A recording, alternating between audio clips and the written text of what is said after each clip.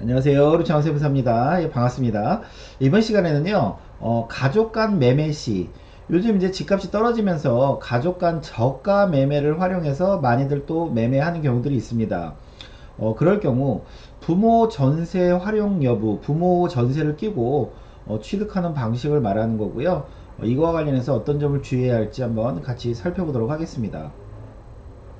역시나 이제 구독자님 질문입니다. 이제 가급적 구독자님 질문들로 좀 한번 영상을 만들어 볼까 지금 생각 중이고요.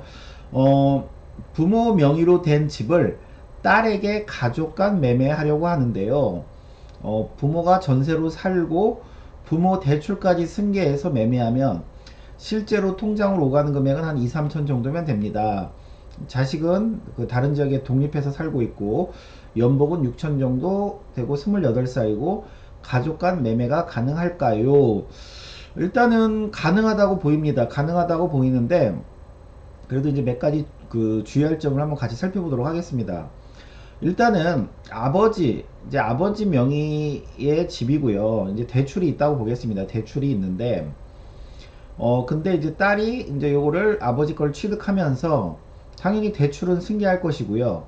그 다음에 이 부모님이 여기 살아야 되니까 그 매매 대금을 지급하고 다시 전세를 넣은 것처럼, 즉 부모 전세를 끼고 그것도 이제 그 대금으로 보는 거죠. 그리고 나머지 금액만 실질적으로 통장으로 오가면 가능하냐, 이제 이런 내용이죠. 그래서 저희가 이제 이렇게 특수관계자 간에 그 거래를 할 때 좀 조심할 점은 이런 내용이겠죠. 일단은 매매 금액이 적정하냐, 매매 금액이 적정하냐, 돈이 없다고 너무 이제 법에서 정한 시가보다 또 저가 매매보다 더 낮은 뭐 그런 금액인지, 그래서 매매 금액이 적정한지, 물론 이제 저가 매매도 가능하고요.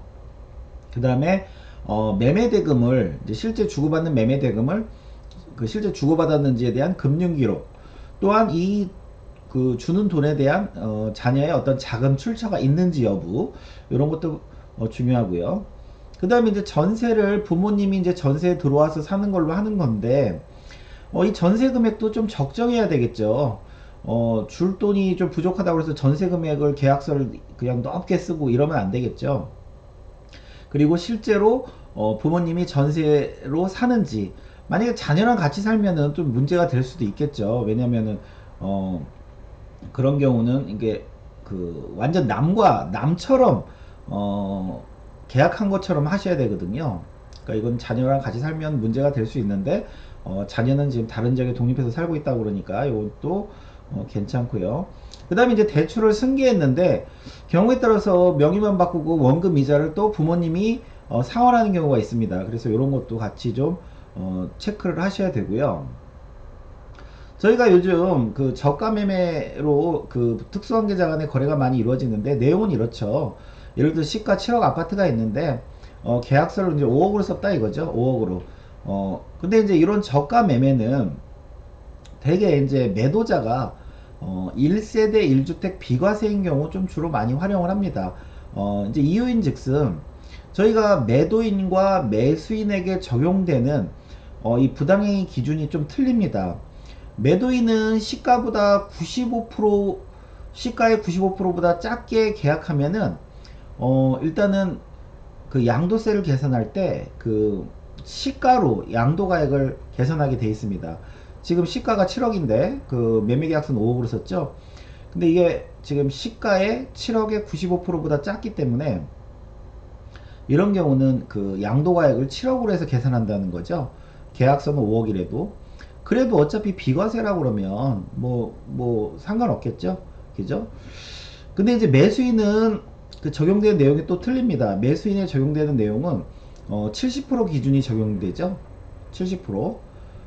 이제 금액에 따라서 이렇게 3억과 70% 요거 그 구분하시면 되고.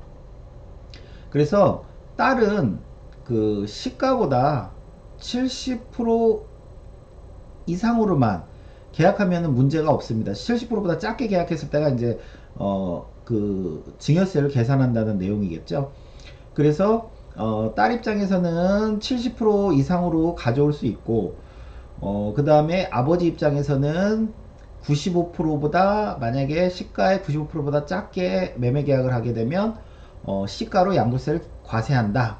요게 이제 저가 매매 시 좀 주의하실 점이고요.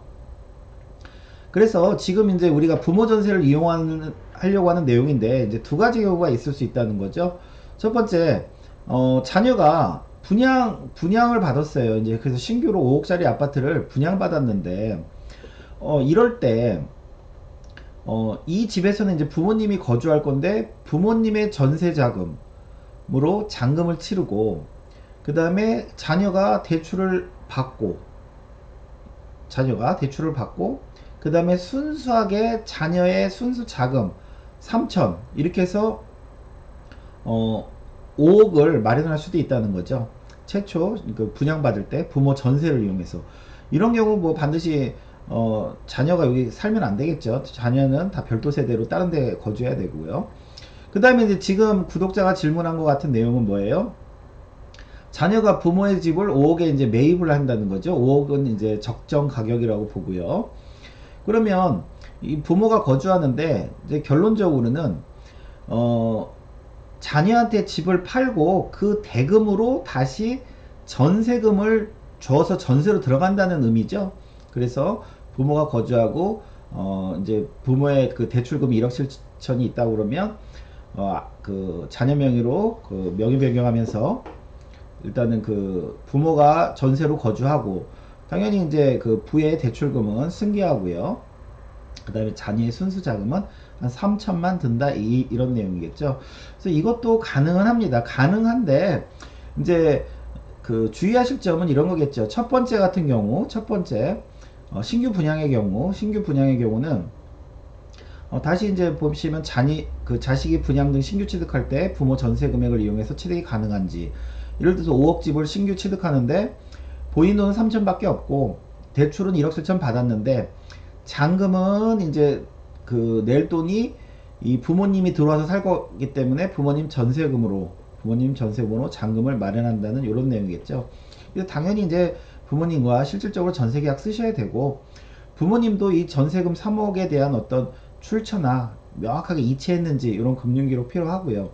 그 다음에 부모와 자식이 별도 세대로 거주해야 되겠죠. 같이 살면 결국은 같이 살 집, 자식 집 사는데 돈 보태는 것밖에 안 되니까 같이 살면은 안 될 것이고요.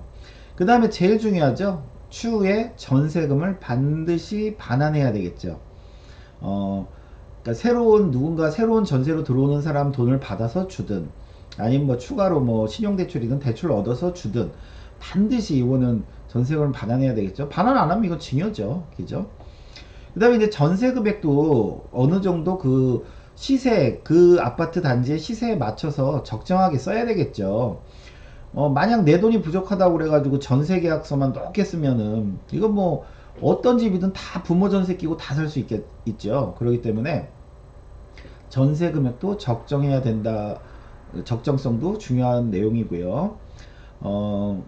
그래서 이런 경우들은 이제 추후에 뭐 자금 출처 조사를 할지 아니면 실제 전세금 반환하는 여부랄지 이런 것들을 세무서에서도 추적할 수 있기 때문에 이런 것들은 주의하셔야 되고 케이스 2번도 내용은 동일합니다. 자식이 부모 집을 취득할 때 부모 전세금을 이용해서 취득이 가능한지 여부. 아버지 5억 집을 자녀가 취득하면서 자녀 돈 3천 밖에 없고 부모 전세금 3억과 그 다음에 아버지의 그 대출을 승계해서 이렇게 취득이 가능하다 이거죠. 그 내용은 다 뭐 동일하고 앞서와 동일하고 대출 이 승계한 거와 관련해서 상환을 누가 하고 있는지 이런 것도 좀 주의하셔야 되겠죠. 아버지가 이제 원금과 이자를 그 자녀한테 받은 돈으로 또 아버지가 원금 이자를 갖고 있는지 이런 것도 좀 조심해야 할 부분이고요. 그래서 그 부모 전세를 이용하는 거에 대해서 뭐 안 되는 건 아니지만 일단 과세관청에서는 또 부정적으로 보는 경우도 있습니다. 왜냐하면 다시 말씀드리지만 전세금의 적정성 적정해야 되고요. 그 다음에 이 추후에 이 전세금을 또 상환하는지 또 함께 살고 있는지 등등 세무서에서 체크하고 싶은 내용들이 많이 있기 때문에 부모 전세를 끼고 신규 취득하거나 아니면은 부모의 집을 가져올 때는 좀 그 조심하셔야 될 부분입니다. 감사합니다.